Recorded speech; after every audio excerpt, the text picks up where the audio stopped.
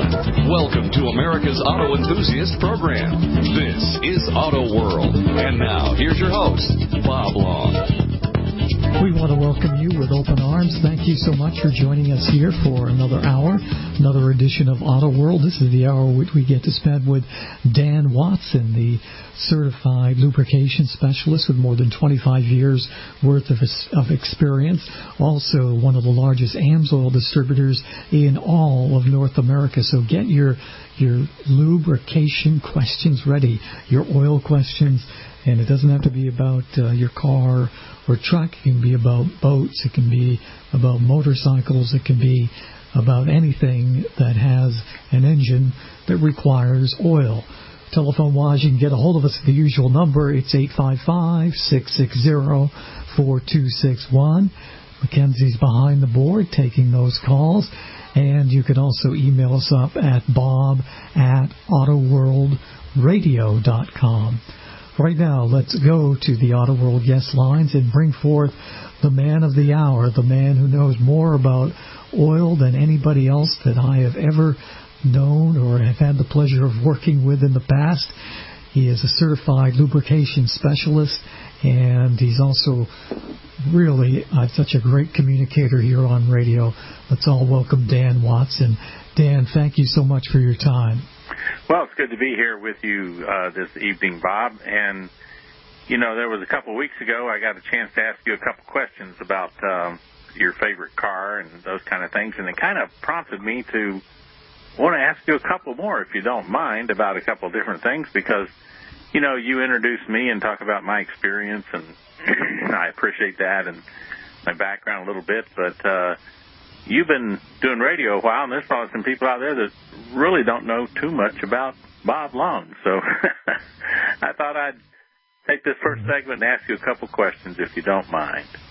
So if you're ready, here we go. How about tell me and the folks, when did you get started in radio? I kind of envision you as a guy almost in high school getting started in radio.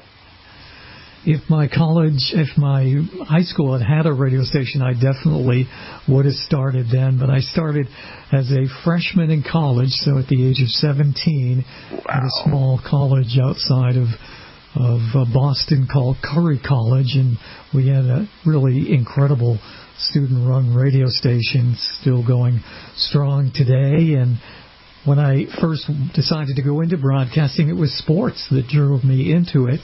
And it wasn't until I first started working at the college radio station that I realized that narrowing my focus towards sports was really going to cut down on my opportunities for employment. But I started at 17, so that was quite a few years ago.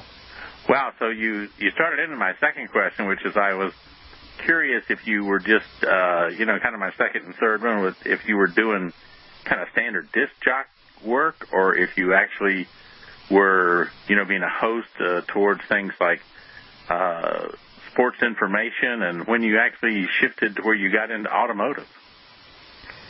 Well, it's interesting to say the least, Dan. So sports is what drove me into it, but it was actually music that got me started early in my career, and my college radio station had every music format imaginable, so I've done everything from big band and jazz to every type of rock to disco to you name it. And that set me up for working in major market music radio in Boston at a very young age. I worked at what was then a top 40 station, call them CHR stations today. I also got to work at a couple of classic rock stations. And then, unfortunately, my mom got sick, and I had to dial back my hours of working on my career and focus on helping my dad and my mom out. She had a rare form of cancer called multiple myeloma. And so I served as a account executive selling advertising and a disc jockey from time to time on a Boston station. It wasn't until 1991 that through a series of circumstances I happened to be on the air when the radio station I was working at was seized by the IRS. So that's got to be something. Yeah, exactly. And the last song I played on it was an old song called "The Best Things in Life Are Free." So as the IRS were sealing the place up, that was the last song to air on that station. I got an opportunity to work at a national sports network in Boston, which provided programming in the overnights for what was then 1991 a new format, All Sports, and this is before ESPN had 24-hour Fox or any of the umpteen others that are out there. So the company I work for provided sports programming from 9 o'clock at night to 9 o'clock in the morning. So I used to do a sports trivia show at 4 o'clock in the morning. Oh, my goodness. And I was on all these sports stations around the country. And, of course, my neighbors and friends just thought that I slept all day and never worked at all. But I was doing that. And after about a year or so, that network morphed into a talk network, which I was one of the founders of, called Talk America Radio Networks. And in the beginning, I did an Issues of the Day type talk show. And it wasn't until doing that for a while that I said to myself, I've really got to find a niche that I can talk about, that I love to talk about. So what's the other thing besides music and besides radio that I love? And that is cars. Having started reading the Motor Trends and the Car and Drivers, about at the age of 10 or so, I started subscribing to those magazines and reading all that stuff. So I started Auto World out as a part-time show on Talk America in different time slots from 1992 to 1995. And it was in June of 1995 that Auto World debuted at 5 o'clock Eastern Time on Sunday, and it stayed there ever since. It has expanded twice, first to 2 hours around the year 1999 or 2000, and then expanding to 3 hours in about 2004, 2005. And at my peak, I was doing 7 hours of Auto World, and I was also doing Motor Trends show, 4 hours per weekend, and done a bunch of other automotive hosting shows. Did a show for the Haggerty Classic Car folks called Inside Classic Cars. Did a car buying show called Deals on Wheels. And I did a show called Motor News Weekly as well. So I was very fortunate to merge my two passions together, broadcasting and automobiles. And I've had the honor of being able to interview a lot of automotive icons and legends, and the folks that I grew up reading became my friends, and these legendary automotive journalists like David E. Davis Jr. or Brock Yates or William Jeans or Chubba Cheddar or Gene Jennings, Gene Lindemood, Don Sherman, he's another one still going today. All these guys became my friends. John Davis started the Motor Week television show back in 1982. He became my friend. And then I got to interview the icons, the Carroll Shelbys of the world, and the Steve Salines, and the designers of so many cars, and got to meet Henry Ford II and Henry Ford III. So I've been fortunate to interview everybody from rap stars into cars to members of the Ford family. So that kind of covers the gamut.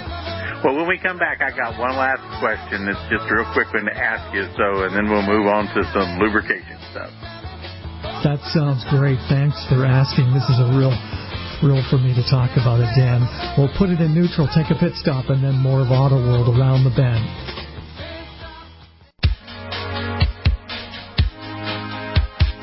Broadcasting from the middle of Corvette Boulevard and Stingray Avenue, this is Auto World with your host, Bob Long. Welcome back, everybody. Thanks for being here. Dan Watson, CEO of the Lube Page. has the microphone, and we're having a little bit of fun here. Dan's asking me some questions about my radio career, and Dan, this is a really fun segment here. Thanks so much for thinking of doing this.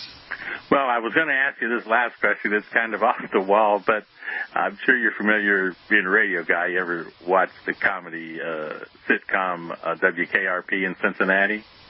Absolutely. Yeah, and I was going to ask you if you ever experienced any. Of course, it sounds like you worked at all big-name radio stations. You didn't get off the beaten path too far, but if you ever worked at any place that was kind of crazy like WKRP.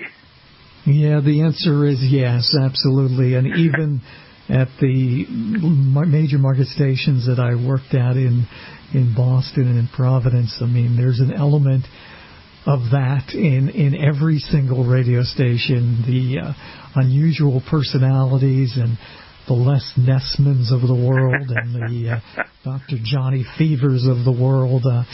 Definitely, it's all part of being in the radio business, and it's a thing that in recent times is a little bit been cut out by the fact that so many large radio stations these days are controlled by big corporations, so they've taken a little of that funkiness out, but that funkiness I have definitely been around and been a part of, so it is not far from the truth, WKRP in Cincinnati. Well, I know that in my limited radio exposure, just, in the shows I've done and around Orlando and so forth, is that it seems like in each one of the radio stations, they're full-time, or they're people I'll run into at least one character who is true to form, as they say, marching to the beat of a different drummer. Anyway, so good. Well, I like hearing this information about your career. I think that your listeners ought to hear it off and on, because you're probably, you are a rare individual in the fact that there's such a history of walking through with so many people that have been involved or that have been celebrities within the automotive world. And that's why it's auto world. It's not just the technical side, but it's the actual business and the celebrity and the everything to do with the, as you could call it, the showmanship of the automotive world working. You've been involved with a lot of those people, and it's good for the listeners to know that when you're on the air, they're listening to somebody that knows what he's talking about, who's been around all these things for years, and they can pick up some good information about what's going on in the automotive industry. And I think when you comment on it, your comments are right on spot. They're well targeted. Well, thank you, my friend. Thank you. I really appreciate it, and we'll have to do it again down the road, no doubt about it. Well, if you want to, we got a couple of questions to answer here. Our listeners, and they have unique questions about oil at different times. I don't know where they come up with them, but I enjoy answering them. Absolutely. Juan in El Paso, Texas, he writes a note to you, Dan. Dan, you have convinced me synthetic oil is better than conventional, but it simply costs too much. Is it really worth the price?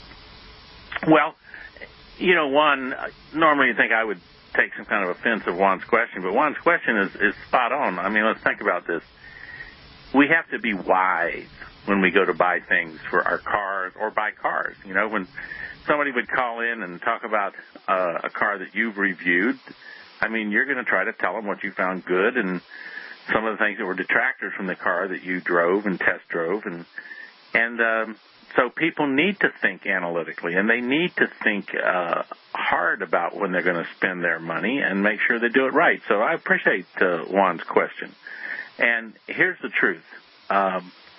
Synthetic oil is worth the money, but it depends upon the individual's priorities. In other words, I can tell you that you're going to get your money's worth and you're going to get what you pay for, but if somebody's not really, really the kind of person who thinks that they better make sure they got the best tires and the best oil and that their car is well manufactured and it's all its systems are in good shape and it's a jam-up, safe car to drive.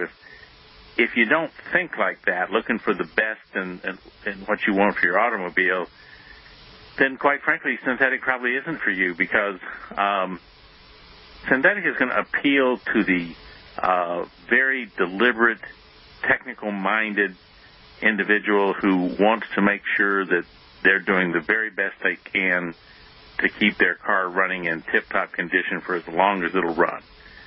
And those type of quality-minded people will see the quality that's in synthetic. Now, the price, when we look at it, and we say, oh, wait a minute, this is pretty expensive, da-da-da-da-da. We've talked about this before, and it's one of the reasons why I try to promote AMSOIL synthetics to people to understand them. AMSOIL came at this from a direction. They started in 1971 with the idea that if you manufactured a top-quality product and that you could prove that it would allow you to go longer or more miles between your drain intervals, that it would be economical and a superior product. And it is. And in fact, one of the largest manufacturers of lubricants in the world, Mobil Oil Company, has stepped right up to the plate and said, hey, we're going to make a mobile annual oil change, which is good for 1 year or 20,000 miles. Whoa, what a concept. You know, we've been doing 1 year or 25,000 miles since 1971 in AMSOIL. Now, when you go to buy that mobile annual change oil, it's going to cost equal to or more than AMSOIL costs. So it costs money to make quality products. You have to expect to pay the price for a quality product. But quick math here without going into rocket science. If you do an oil change every 3,000 miles and you spend $3 a quart for oil, then if you did an oil change every 12,000 miles, that would be 4 oil changes with the oil that cost you $3, so you'd have spent $12 on oil versus whatever it cost you for the 12,000. Now, AMSOIL's intermediate oil, their XL oil it's called, is good for 12,000 miles or 1 year, and that oil sells for about $9 a quart retail. Okay, so $9, folks, is less than $12. You'd have spent $12 on oil to do 4 oil changes to go 12,000 miles. If you did one with XL, you'd spend $9. Now, if you want to go further, we go to 25,000 miles with the Signature Series oil. And we'll just say the Signature Series oil is going to sell for $12. But we do 8 of those 3,000-mile oil changes at $3 a quart, would be $24 for oil versus the $12 for the AMSOIL Signature Series. So it's simply not more expensive. It's less expensive to use AMSOIL Extended Drain Oil. Excellent. Why don't we put it in neutral here and take a quick time out. And when we come back on the other side, we've got more questions piling up here for Dan, and you can be one of those people with a question at 855-660-4261, Bob at AutoWorldRadio.com. And now, back to the show with the highest octanes, Auto World, and your host, Bob Long.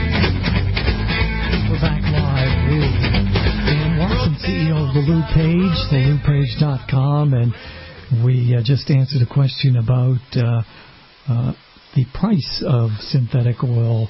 Is it really worth the price? And Dan, I think you did a really good job in explaining the reasons why. And the other thing that I can say to listeners, having seen this, if you see an engine torn down after 100,000 miles, and you look at one that ran nothing but synthetic, and you look at the other one which ran nothing but conventional oil, the wear difference is nothing but remarkable.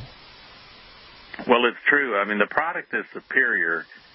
It becomes a financial question or economic question, whichever we want to look at it, to some people. And so let me just add one thing here quickly, and that for our listeners, and that is that there's a program through AMSOIL which is called the Preferred Customer Program. It's similar to being a member of Sam's or Costco, where you have a membership, you pay an annual membership fee, and you buy everything at a discount, which is near wholesale prices.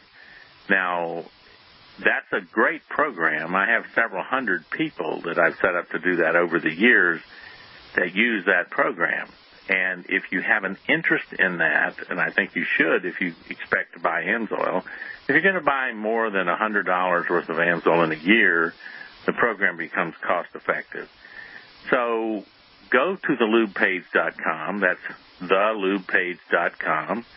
And you'll find links and ways to sign up as a preferred customer, or call me at 800-370-2986.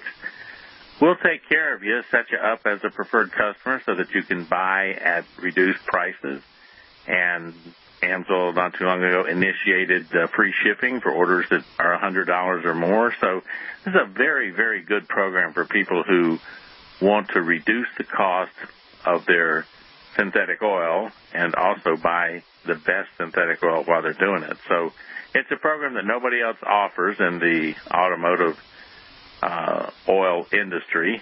So we're pretty proud of it. We got probably, I wouldn't be surprised if we're approaching 1 million preferred customers across North America. So something you ought to look into if you truly want to work the best economic angle you can, both with extended drains and reduced prices. So, hey, that's my pitch for that. Now let's move on to another question.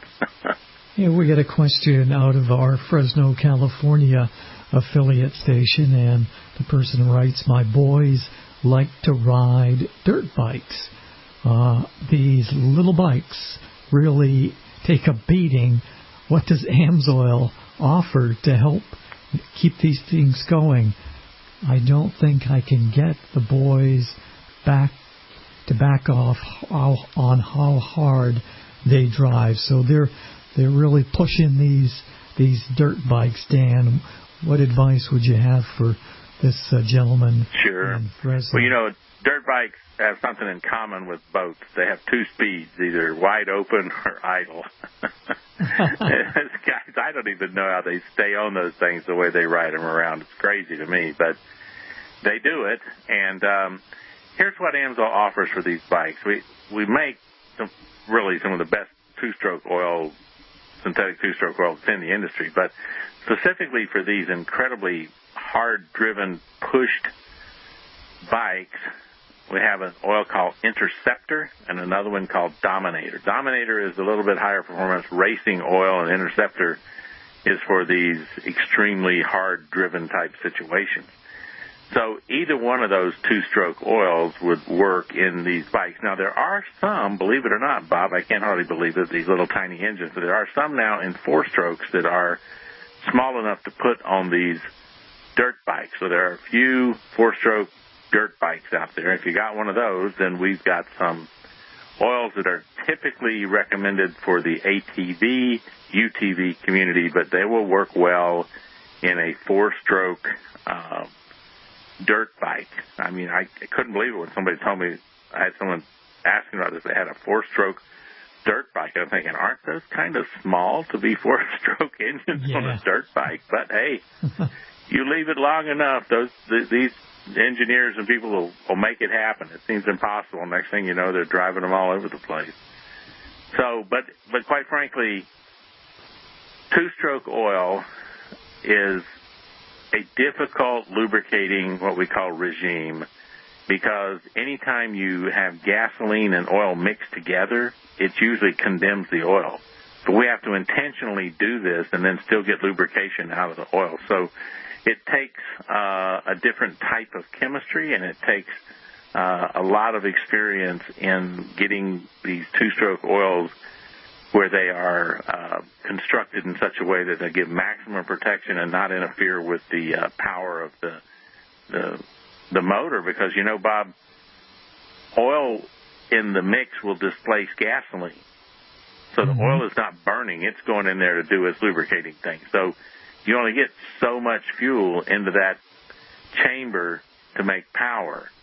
And if you have to have a whole bunch of oil in there because the oil is so weak in its ability to protect, that it displaces a lot of gasoline, you lose a lot of power. And that's why the racers and everybody all go to high-performance synthetic two-stroke, because you can run it with a much leaner mixture, like 100 to 1, where the others are running sometimes 40 and 32 to 1 to try to lubricate the engine. So you get that oil backed off a little, you get more fuel in that cylinder, you get more power. So like hopefully that'll answer their question, and we can move on to the next one. All right, sounds good. Listening on KPAM in Portland, Oregon is Phil, and Phil owns a Ford Focus, a 2012-2013. His owner's manual says that he should use Motorcraft 5W20 blend synthetic. My question is, what if I use full synthetic? Would it damage my car in the long term? I can understand his hesitancy here. Dan, what do you think would be best for Phil? Well, the best thing to do would be to move to full synthetic and forget the blended stuff. Here's the problem with the blend. I'm not saying that you can't mix them together and achieve some type of improvement in performance, but the problem is that it is so unknown what these blends really are. People immediately think that a semi-synthetic blend means that it's half synthetic and half petroleum. That's what would come to the mind, just, subconsciously. The truth is, it could be 5% synthetic and qualify as a blend. So you don't actually know for sure what you're buying, and I never like to buy like that. I like to know what I'm getting, and if I think it's worth it, I'll pay the price for it. But I don't like having, a really unknown of what it is that I'm buying. So I don't trust blends. I don't think they're worth the money. And what I would tell any customers is just, if you want better performance than what you get from let's just say, the best petroleum you can buy, then just move up to a good quality synthetic engine oil and go for the gusto. Don't stop at some mixture of a blend, because you can make your own blend. Buy some top quality petroleum, and when you make your oil change, do 2 quarts of that and 2 quarts of synthetic, and you got yourself a blend. At least it's half and half instead of maybe 5% synthetic and 95% petroleum, and you're paying higher prices for it. So I don't trust those things. So that's my opinion, as I say, and I'm sticking to it. Very good. When we come back on the other side, more questions for Dan, and you can get in on the action at 855-660-4261. Mackenzie's running the board, so you can talk to Mackenzie, and Mackenzie can get you on the air with us, or if you want to leave a question, that's fine.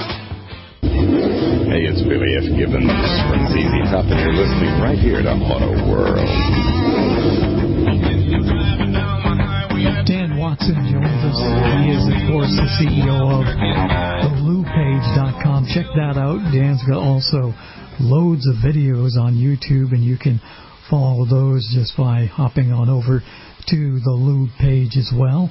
And we're taking your questions, fielding your calls, 855-660-4261. We got a question from Tom in Atlanta, and what Tom would like to know is, Dan, do you recommend oil additives, and are they worth the money? Boy, we could reserve a complete hour and talk about this. Yeah.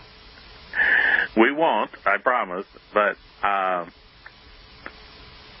no. If you buy a decent quality motor oil, you should not need additional additives. Now, there's a lot of oil out there that's not worth much, so maybe if you buy one of these additives, like the ones that have been around a long time, like maybe STP or Lucas or one of these, then it's probably got some additional additives that might beef up your weak oil to where it can perform where it should have performed to begin with.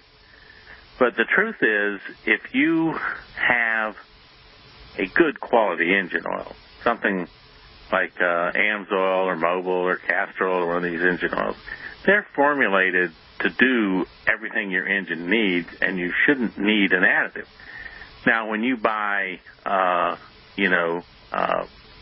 some ABC or XYZ unknown oil that you don't know anything about and never seen it before, but it's a good cheap deal to buy it, then that oil probably could use some help, and some additives might do it.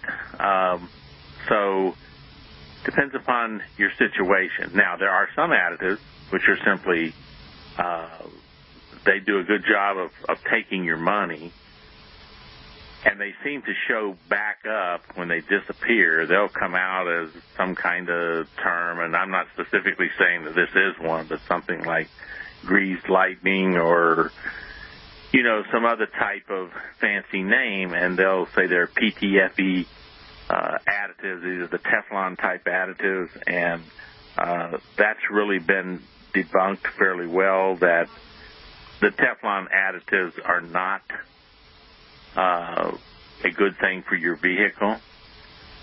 People will swear that they see some difference in them, but there was a study that I read where the U.S. Army tried the Teflon additives and that were on the market at the time, and the result was that they tried it in a lot of engines, a lot of different applications, trucks and everything.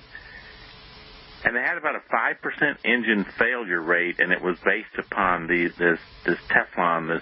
It's ground up pretty small, but it managed to clog up some oil galleries and starve some bearings for oil and wiped out some bearings, and was a pretty expensive thing. So the result of their large field study was that they couldn't find really anything positive, but they found a whole lot of negatives with failed engines. So I don't recommend additives. Now, here's something for people to understand.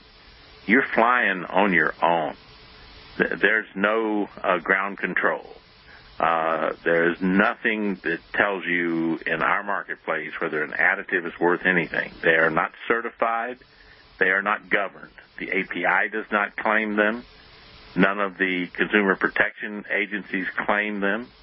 It is literally the old term laissez-faire, buyer beware. You're the one that will have to determine whether this stuff is any good. Now, every once in a while, there will be a suit by one of the major oil companies suing some of these people to prove that what they say is true.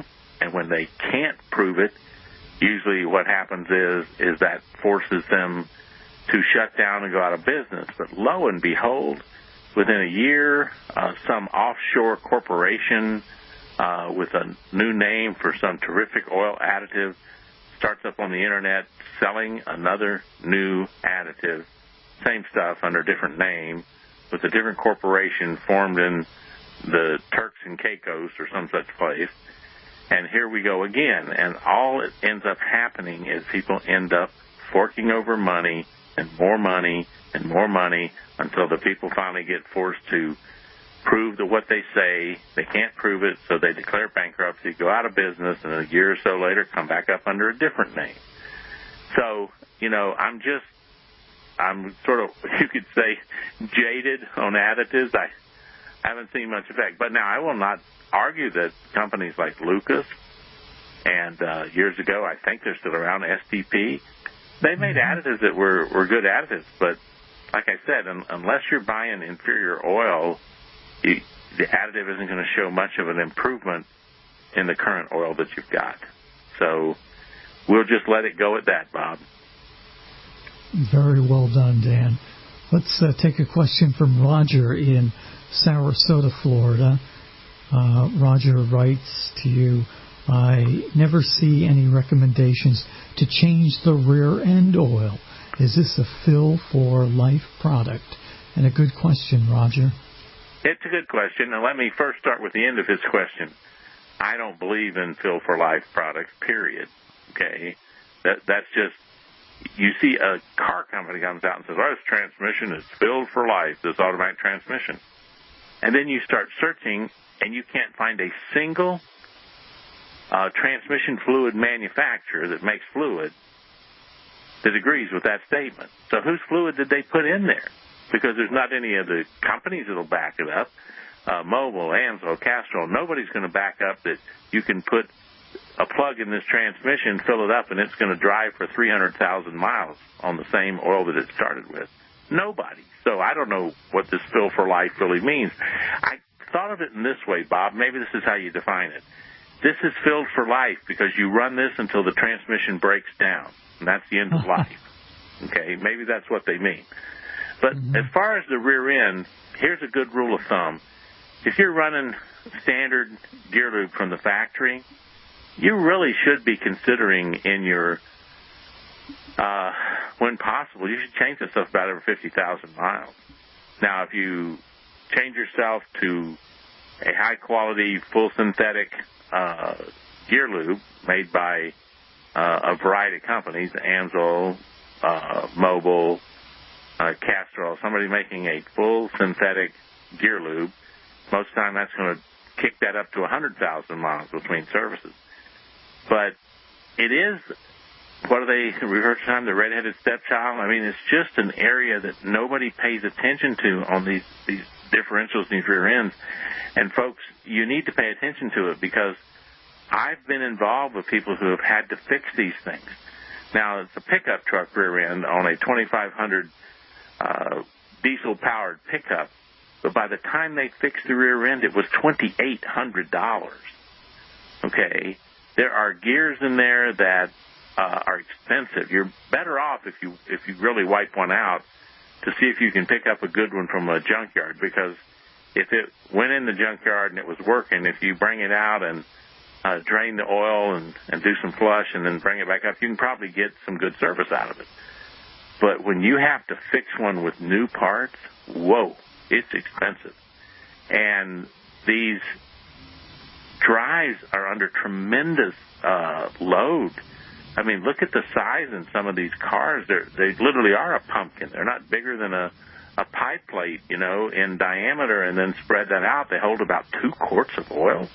And you're cranking this thing down the road with these gears, and they get really hot. A number of years back in the Ford Mustangs, rear ends were getting so hot that they were melting the anti-lock brake sensors on them. Okay, so wow. I mean, this is something to pay attention to, and most people don't, and they wonder why they start hearing whining noises and sometimes clunking when they go from forward to reverse and all kinds of things, and it's because, hey, there's a set of gears back there screaming, saying, give me some new lube. I'm dying back here. So 50,000 with conventional, 100,000 with a quality synthetic gear lube, and that should kind of be the rule of thumb for it. Let's see if we can get the last one in, Bob. Yeah, let's see if we can do that. Let's see if we can grab this one from Portland. Logan writes, is it expensive to become an AMSOIL dealer, and who should I talk to? Well, we know who you should talk to. You got to talk to Call me, Logan. I'll set you up. So here's the thing, and we only got a few seconds. The AMSOIL business opportunity is an excellent business opportunity with very low upfront costs. You just got to be careful. Maybe we'll finish talking about this next week. Absolutely, but give out your 800 number just to be on the safe side. Yes, 800 is, wait a minute, what is it? 370-2986, that's the end of it. So, anyway. That's it. All right, thank you, my friend. That's all right, do thanks, it for this hour. All right, bye-bye.